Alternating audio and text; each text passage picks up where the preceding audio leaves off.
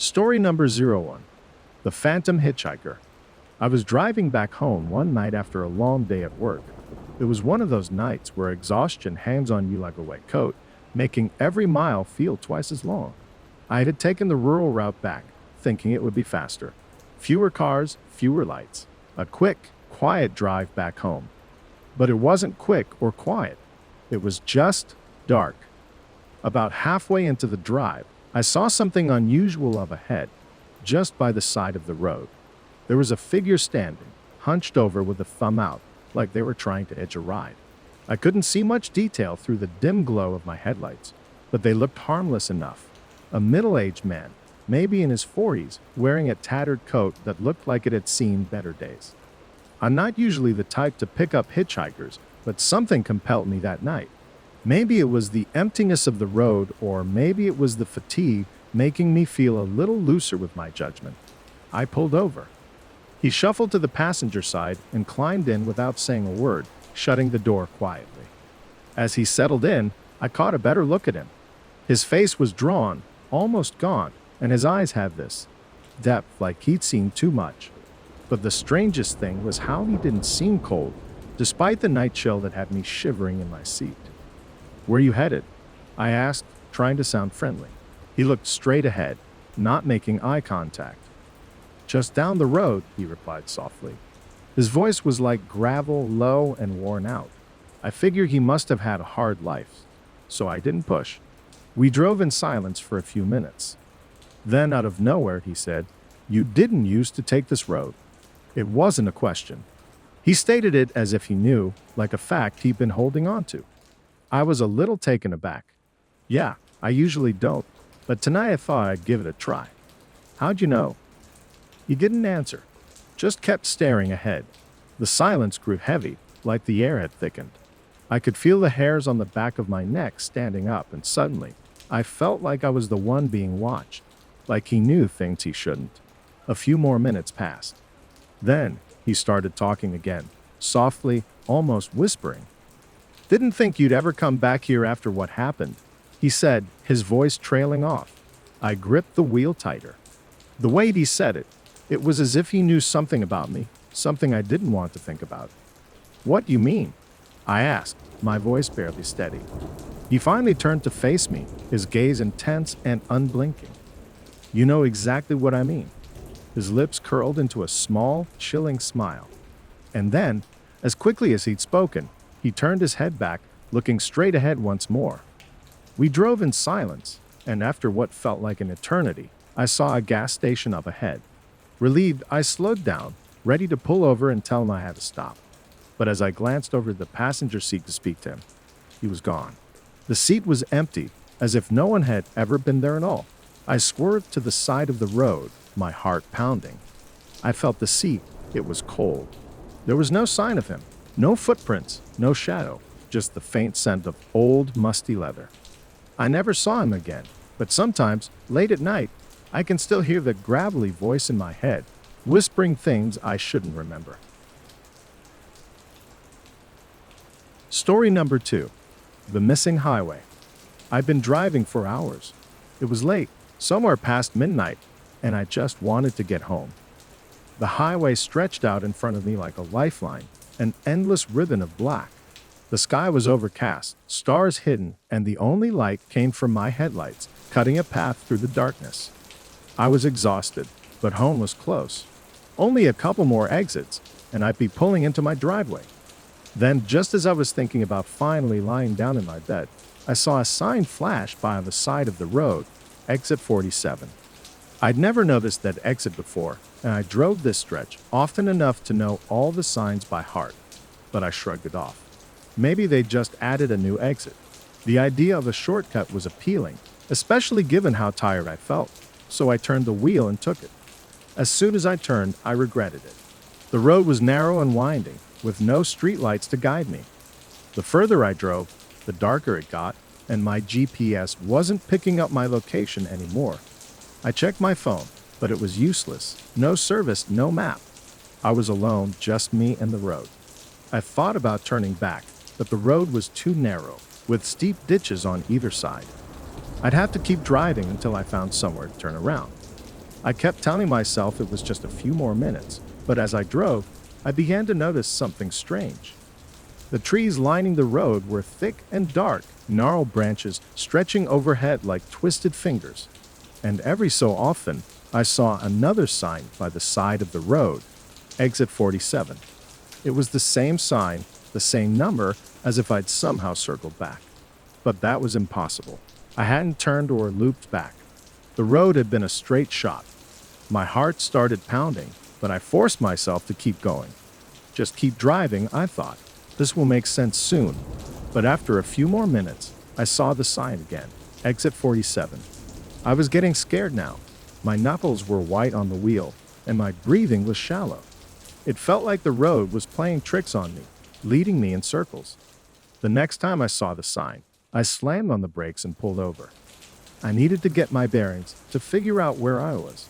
I stepped out of the car, and the silence hit me. No wind, no animals, nothing. Just an oppressive, suffocating quiet. I turned to look back down the road, but it had vanished into darkness. The trees stood tall and shadowy, blocking everything beyond the glow of my headlights. Suddenly, I heard something, a faint crunching sound, like footsteps on gravel. I spun around, but there was nothing, just the trees standing eerily still.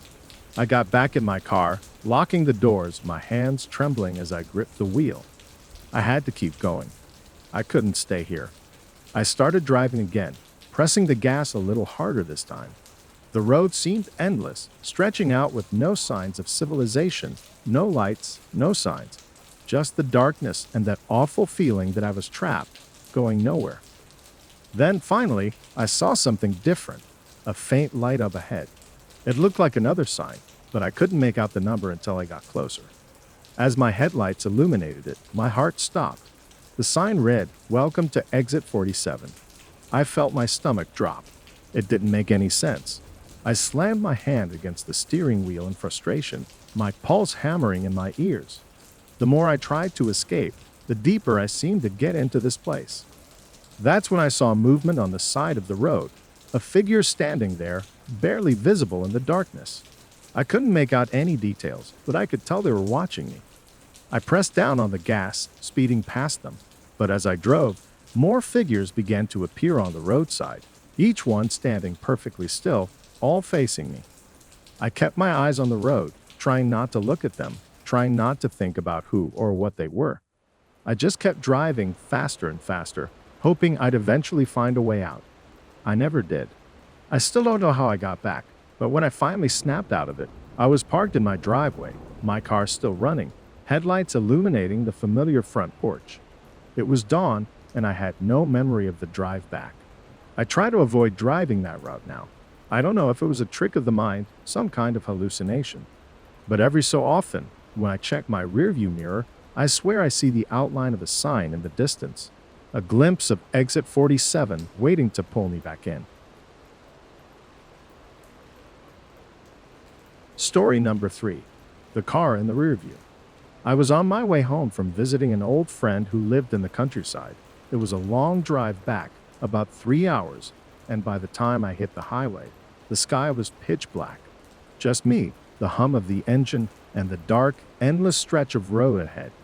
I'd been driving for about half an hour when I noticed a car coming up behind me.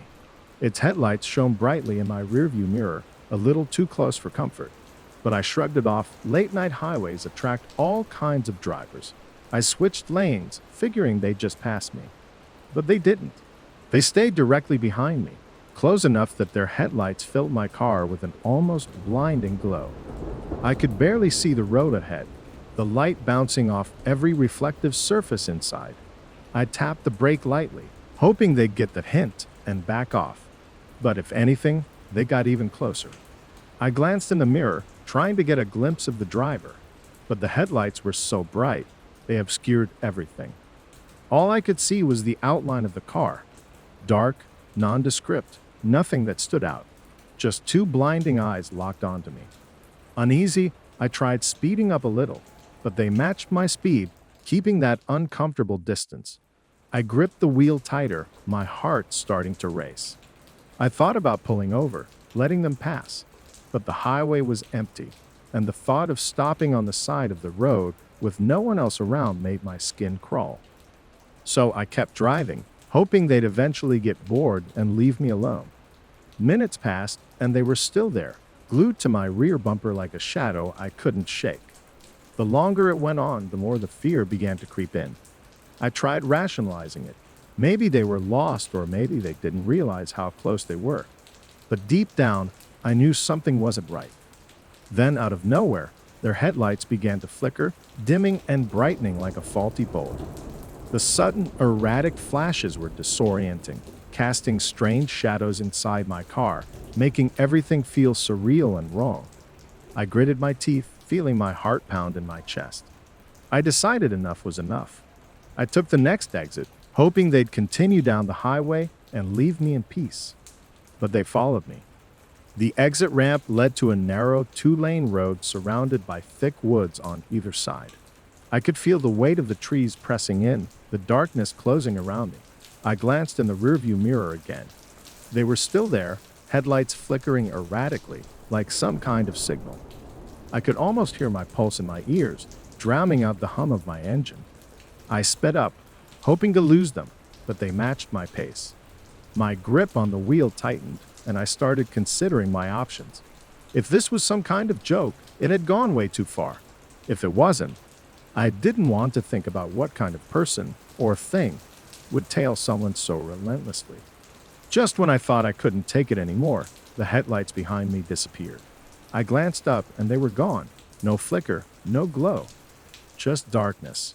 I let out a shaky breath, my shoulders relaxing for the first time in what felt like hours. Maybe they'd finally given up. But as I turned back to the road ahead, I saw something that made my blood run cold. The car was in front of me. I slammed on the brakes, skidding to a stop in the middle of the road. The car was parked there, headlights off, waiting. My mind raced. How could they have gotten ahead of me? There were no turnoffs, no shortcuts. I kept my eyes on the road the entire time. I sat there frozen, staring at the dark shape in front of me. The windows were tinted, and I couldn't see inside. But I could feel someone watching me, could feel their gaze piercing through the glass, cold and unblinking. Suddenly, their headlights flared to life, flooding the road with blinding light. I shielded my eyes, instinctively throwing the car into reverse. The tires squealed as I backed up, desperate to put some distance between us. But as I moved, they began to move too, slowly, methodically, keeping pace with me even as I backed away. I felt like a rabbit caught in the stare of a predator, unable to escape, helpless to do anything but watch as they closed in. I knew I couldn't outrun them, so I stopped, my hands trembling as I gripped the wheel, praying they'd lose interest and leave. For a few tense moments, nothing happened. The headlights just glared at me, unmoving. Then, without warning, the lights blinked off, plunging the road into total darkness. My heart was pounding, my body frozen in place. I waited, too scared to breathe, half expecting them to reappear behind me, or beside me, or worse, inside my car. But the road stayed silent. Finally, I forced myself to turn on my own headlights, bracing myself for whatever might be lurking in the dark. But the road was empty. The car was gone.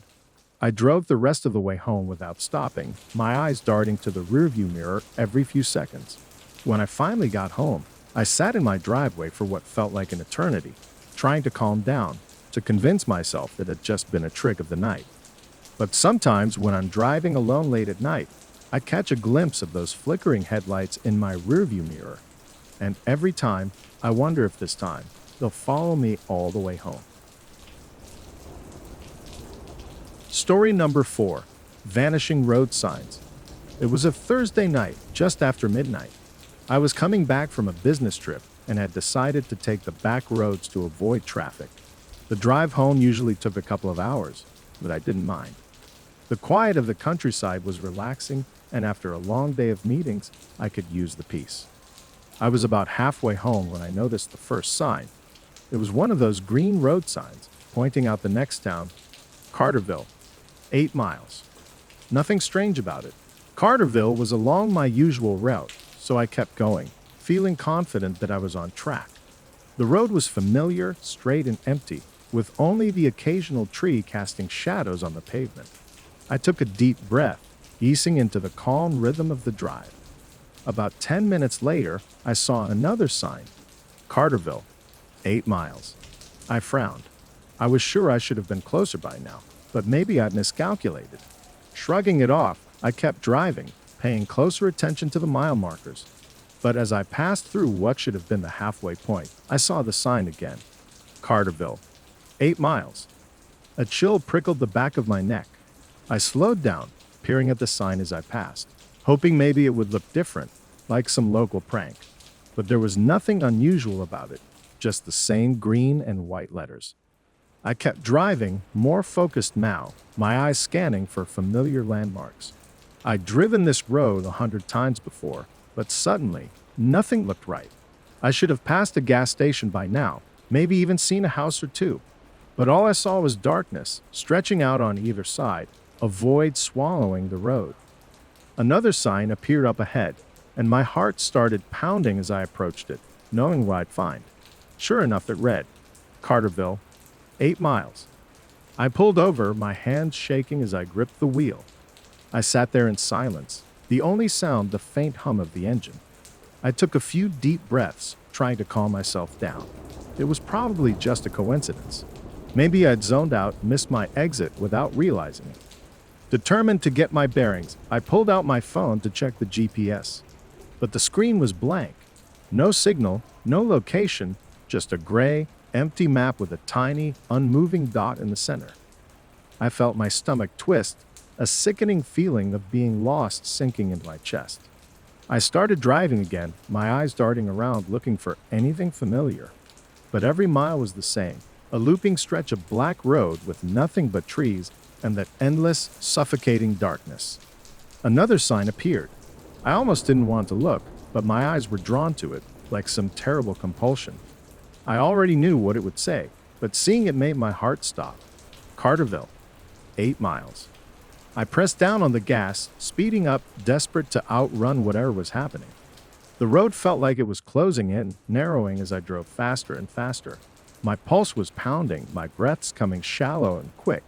Finally, I spotted something up ahead, a small, dimly lit intersection. Relief flooded over me. I was sure I could turn there, find my way out. I slowed down, my eyes fixed on the intersection, willing myself toward it. But as I got closer, the lights faded, flickering out like they'd been snuffed by some invisible hand. By the time I reached it, the intersection had vanished, leaving only the endless road stretching out before me. I drove on, the clock ticking past 1 in the morning, then 2, then 3. Every now and then, I'd see the sign again, mocking me, trapping me in some twisted loop. Carterville, 8 miles. Finally, I couldn't take it anymore. I pulled over again, shutting off the engine. The silence was heavy, pressing down on me like a weight.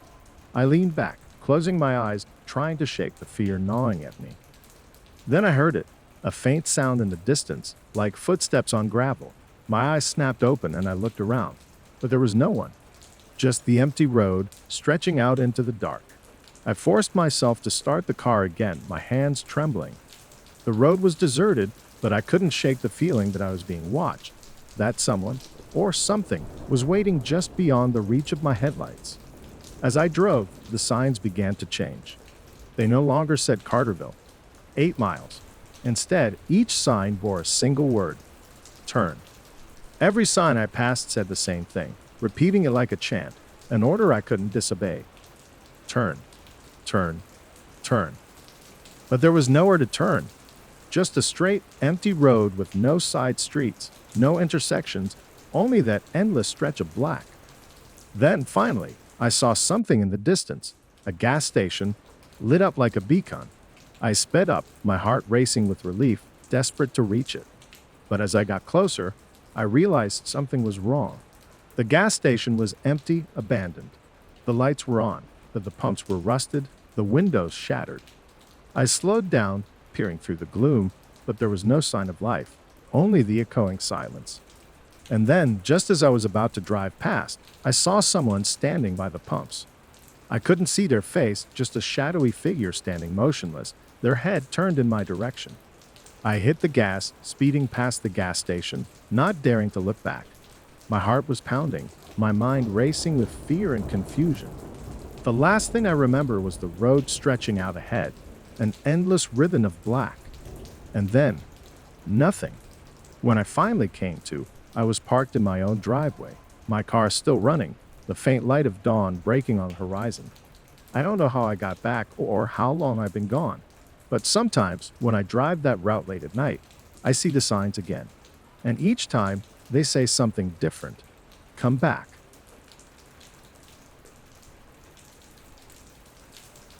Story number 5. The passenger in the backseat. It was past 1 a.m., and I was heading home after a long shift at work.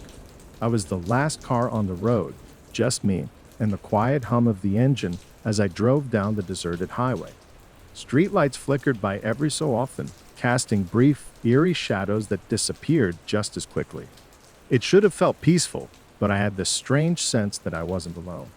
I shrugged it off as post-work exhaustion and kept driving, watching the dotted lines on the road blur together as I went.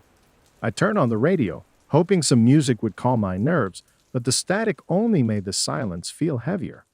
With a sigh, I switched it off and settled back into the quiet, letting my mind drift.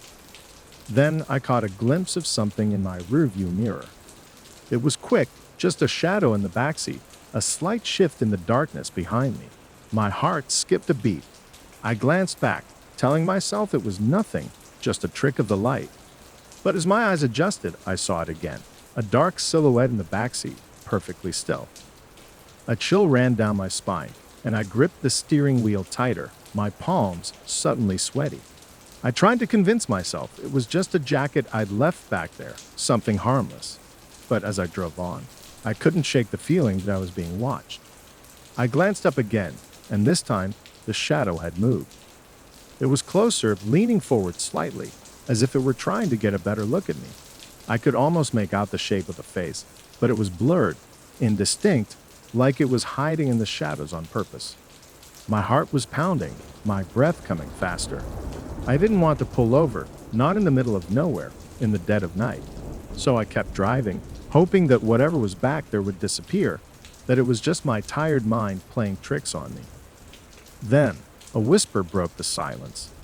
It was faint, barely more than a breath, but I heard it as clearly as if someone had spoken right into my ear. Turn around. I froze, my hands white-knuckled on the wheel. I didn't dare look up, didn't dare meet the gaze of whatever was in the backseat. I told myself it was just the wind, a stray sound, anything but what I feared it was. But then the whisper came again, more insistent this time. Turn around. Every instinct in me screamed not to, but some horrible curiosity made me glance in the mirror one more time. This time, I saw it clearly. A face, hollow and pale, eyes wide and unblinking, staring at me with an intensity that made my skin crawl. Its mouth moved, forming words I couldn't hear, but I felt them, a silent command echoing in my mind. I looked away, my heart racing, and pressed down on the gas. I didn't care about the speed limit.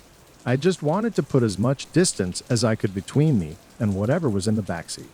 I kept my eyes fixed on the road, refusing to look back, refusing to acknowledge the growing feeling of dread that was consuming me. But no matter how fast I went, the presence remained, a weight pressing down on me, an awareness that filled the car like a heavy fog. I could feel its gaze burning into the back of my head, feel the icy touch of its breath on my neck. Finally, unable to take it anymore, I pulled over, hoping the sudden stop would shake me out of whatever nightmare I'd fallen into. I switched on the interior light and forced myself to turn around. The backseat was empty. My jacket lay crumpled on the seat, a water bottle rolling on the floor, nothing out of the ordinary. I let out a shaky breath, laughing weakly at my own paranoia. I was just tired, I told myself. Just overworked, seeing things that weren't there. But as I reached to turn off the interior light, I caught one last glimpse of the rearview mirror. And there it was again, the face, grinning at me from the shadows, as if it had been waiting for me to look. My heart stopped, and I turned around, desperate to catch it. But the back seat was empty, just like before. I sat there, breathing heavily, my pulse racing, trying to process what had just happened. I knew I hadn't imagined it. I could still feel the lingering chill in the air, the faint echo of that whispered voice in my mind. Turn around. I never drove home alone after that. But sometimes, when I'm driving with someone else, I'll catch a glimpse in the rearview mirror, a shadow, a hint of movement, a faint smile hovering just behind me. And every time, I wonder if it's waiting for me to be alone again.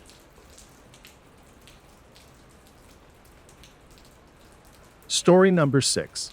The Hitchhiker Who Knew My Name. It was late, just past midnight, and the roads were empty as I drove back from my sister's place. It was a long drive, about 2 hours from her house to mine, and the night stretched out, quiet and dark. The only sound was the faint hum of the radio and the steady rhythm of my tires on the road. I was somewhere between two small towns when I saw him, a figure standing on the side of the road, thumb out, looking for a ride. I don't usually pick up hitchhikers, but something about this guy caught my eye. He looked familiar somehow, like an old friend I hadn't seen in years, though I couldn't place where I might know him from. Against my better judgment, I slowed down and rolled down my window. As I got closer, I could make out more details. He was young, probably in his late 20s, with a weathered face that looked like it had seen more than its fair share of hardship. He smiled when he saw me pull over, a friendly, almost relieved expression that made me feel strangely at ease. Need a ride? I asked, already knowing the answer. He nodded, a little too eagerly. If it's not too much trouble. I unlocked the passenger door, and he climbed in, settling into the seat with a sigh. He thanked me, his voice warm and familiar, like we were old friends catching up after a long time apart. We drove in silence for a few minutes, and I found myself sneaking glances at him, trying to place where I might have met him before. He seemed to notice, and he smiled, almost as if he could read my thoughts. "You don't remember me, do you?" he asked, his tone light but with an edge of something darker beneath it. I laughed awkwardly, shaking my head. "Sorry, you just look familiar, I guess." He chuckled, a sound that seemed to echo in the small confines of the car. I get that a lot. We lapsed back into silence, the only sound the steady hum of the road beneath us. But the longer we drove, the more uneasy I felt. Something about him was off. His posture was too stiff, his gaze too intense. It felt like he was studying me, like he knew things about me that he shouldn't. Then, out of nowhere, he said my name. "Thanks for the ride. Your name." I nearly jumped, my hands tightening on the steering wheel. I hadn't told him my name. My mind raced, trying to remember if I'd mentioned it when I picked him up, but I was certain I hadn't. I glanced over at him, my heart pounding in my chest. "Have we met before?" I asked, my voice coming out shaky. He just smiled, that same friendly, knowing smile that was starting to feel anything but friendly. "Oh, we go way back. You might not remember me, but I remember you." My mouth went dry.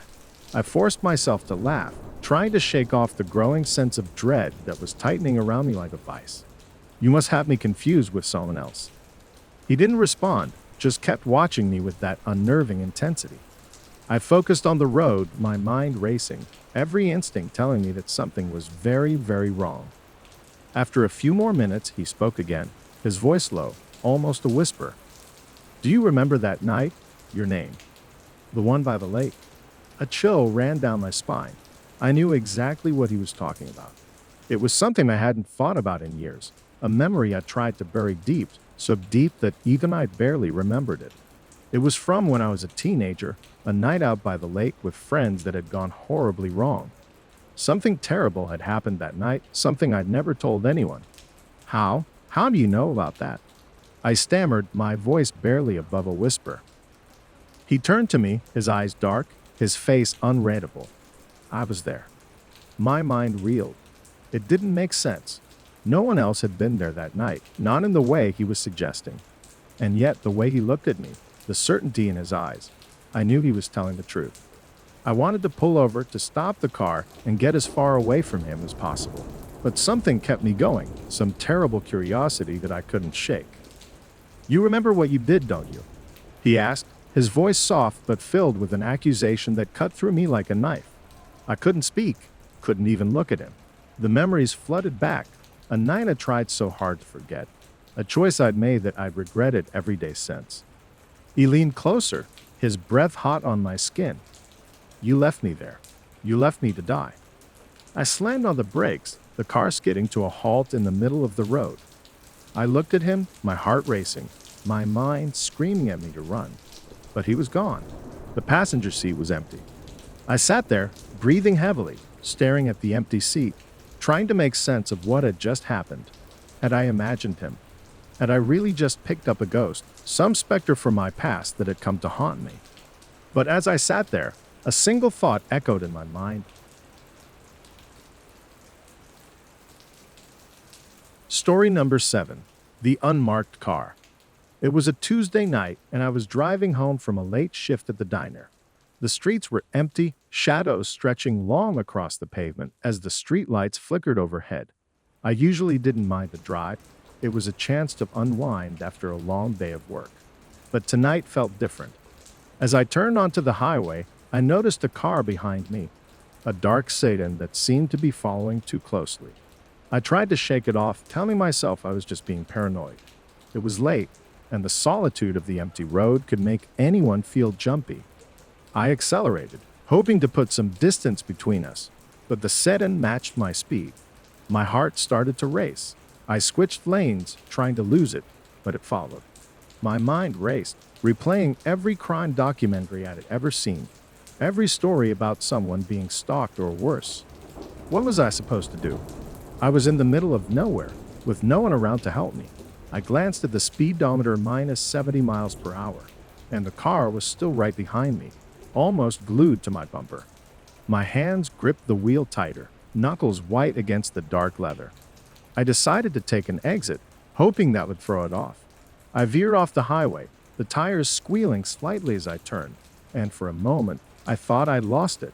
But as I looked in the rearview mirror, I saw the sedan trailing me, unrelenting, its headlights cutting through the darkness like a predator stalking its prey. Panic surged through me. I drove faster, taking another turn onto a back road that wound through dense trees and fields. I was praying for a chance to escape, but the car remained right behind me, following every twist and turn. After what felt like an eternity, I spotted a small gas station up ahead, its lights flickering like a beacon in the dark. I sped toward it, hoping to find safety in numbers. I pulled into the parking lot, my heart racing, and jumped out of the car, looking back at the road. The sedan had stopped at the edge of the lot, its headlights illuminating the gas station like a spotlight.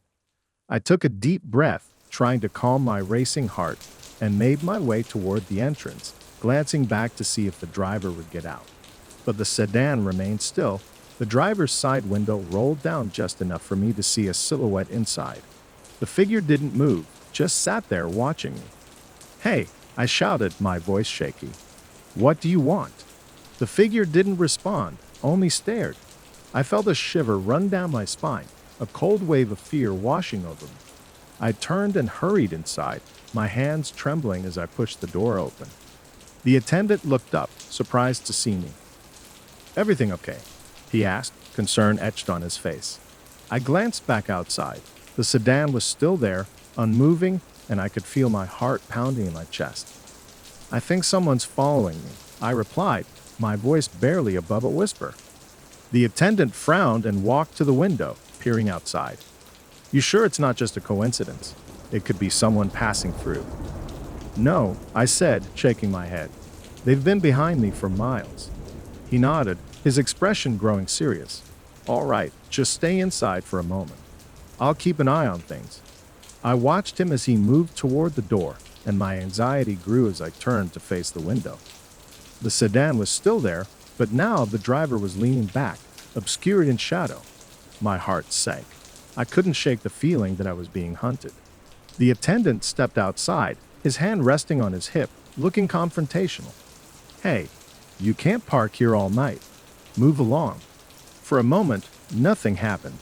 The sedan stayed still, the driver making no move to respond. Then slowly, the engine revved, and the car pulled away from the edge of the lot. I felt a rush of relief, the tension in my shoulders loosening as I watched it disappear into the darkness. I turned to the attendant, who was now standing next to me, arms crossed.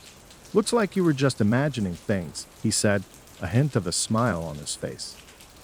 Yeah, I guess so, I replied, trying to sound more confident than I felt. But deep down, I knew something wasn't right. After a few minutes, I thanked the attendant and headed back to my car, shaking off the lingering fear as I got in. I started the engine, relieved to finally be on my way home. As I pulled out of the gas station, I took one last look in the rearview mirror, and that's when I saw it.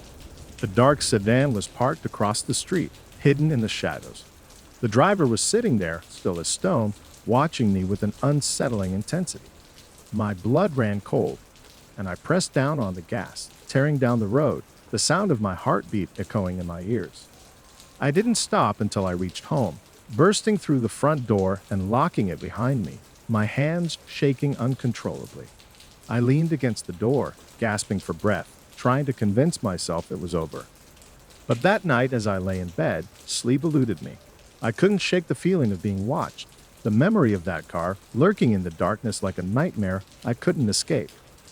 And sometimes, even now, when I drive home late at night, I catch a glimpse of a dark Satan in the rearview mirror, and I can't help but wonder if it's just my imagination, or if someone is still out there, waiting for me.